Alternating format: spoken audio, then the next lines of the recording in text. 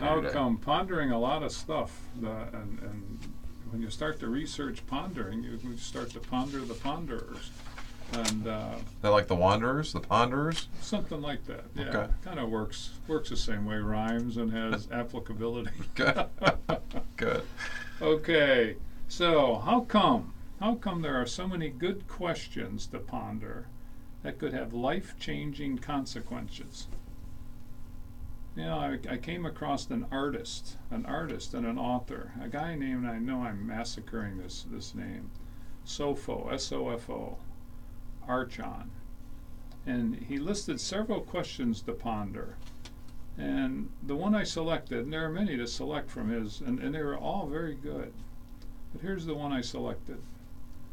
If you had one opportunity to be different, what would you change about yourself?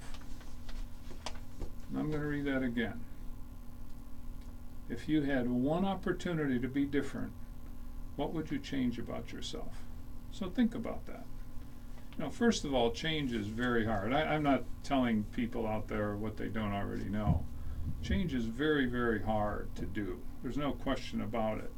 You know, you basically have tried to lose weight. You've tried to reestablish your finances. You've tried to do smaller things in your life. But as you gain a few decades, the consequences of your life's work up to a certain point require some reflection.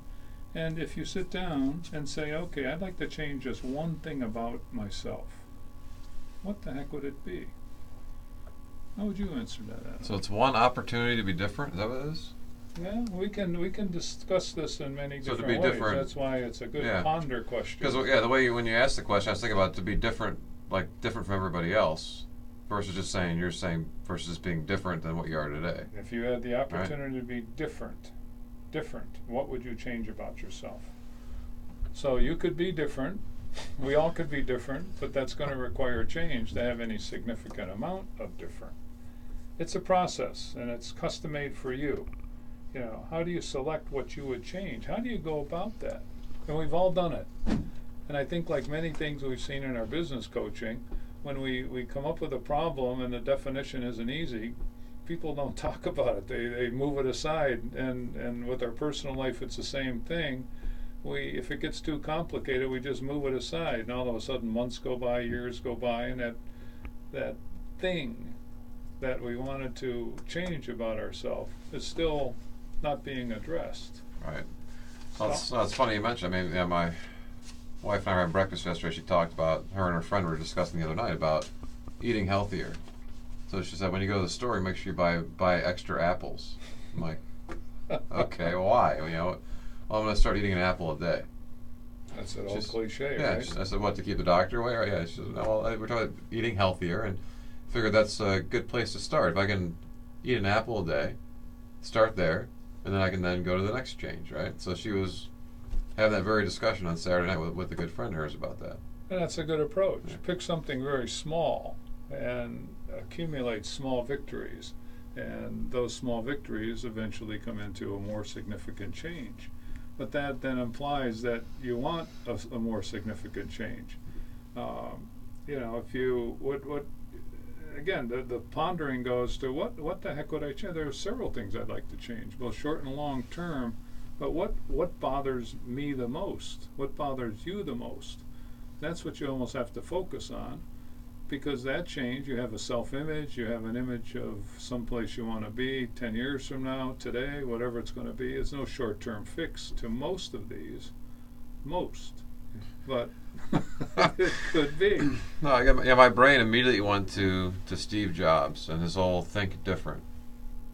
Okay, and that was that was a big thing for him in terms of Apple. So when you mentioned things to be different, I was thinking much bigger in terms of being different and standing out versus everybody else, or being different in a certain way that way, which to me is a much more difficult question to answer because it's. But it's also to me the most meaningful. But Yeah. we could get 10 people in a room and go around the room, and our definition of meaningful and should it be long term, should it be big, even the definition of big would be different.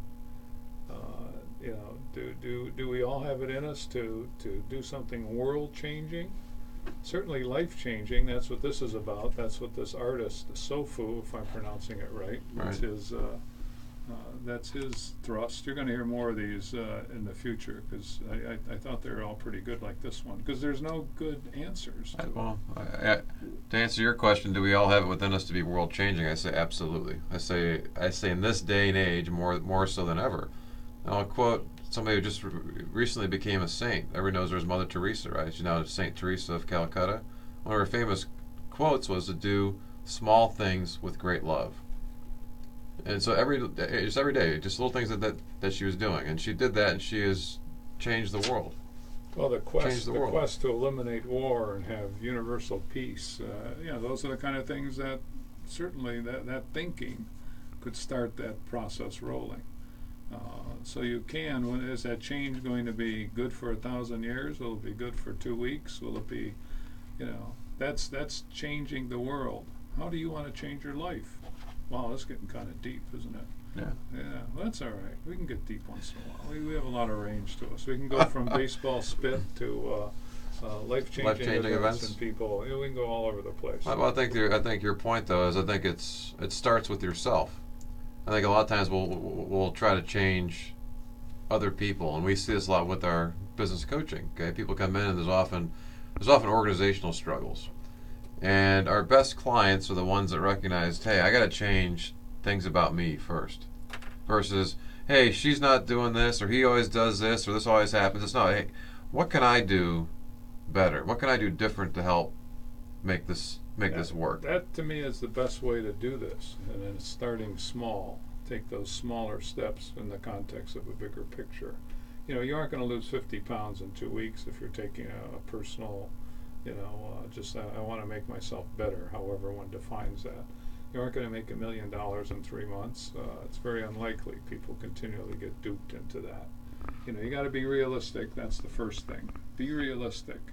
There are so many self-help books and articles out there. And one of the things we use in our coaching is a process called DISC, D-I-S-C.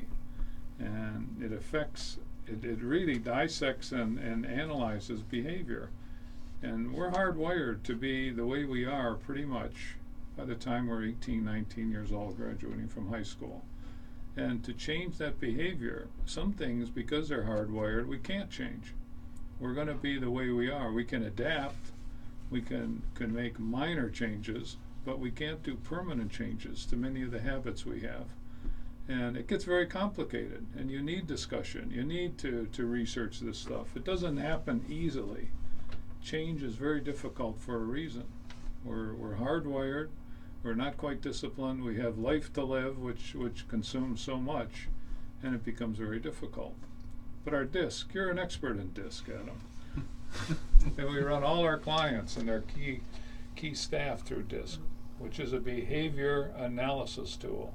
We do, and it's like anything else. It starts with understanding yourself, but then also understanding the world around you. And it gives you ways to not necessarily change who you are, as Jack's talking about, but it helps you to be able to modify or adjust things that you're doing. Whether it be to soften yourself a little bit, to be a little gentler with people versus being a little tougher.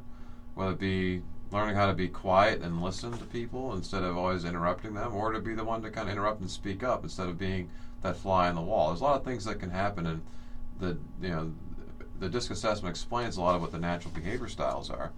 And you could be that way a lot of times, but there's times in your life, in your career, whatever it might be, that you've got to adjust and modify yourself to have success.